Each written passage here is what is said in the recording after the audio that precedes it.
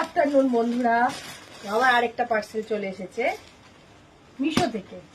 তবে এটা কিনিনি আমি, এটা আমাকে গিফট করেছে।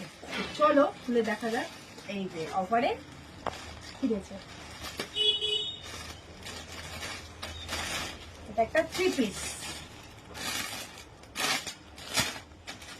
সুন্দর হয়েছে,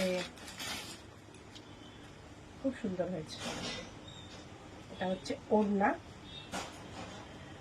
ওড়নাটার জন্য বেশি ভালো লাগছে। এটা হচ্ছে ওড়না, এইটা হচ্ছে প্যান্ট, প্যান্টটাও সুন্দর, কালারটা খুব সুন্দর হয়েছে। এইটা হচ্ছে চুড়িদার।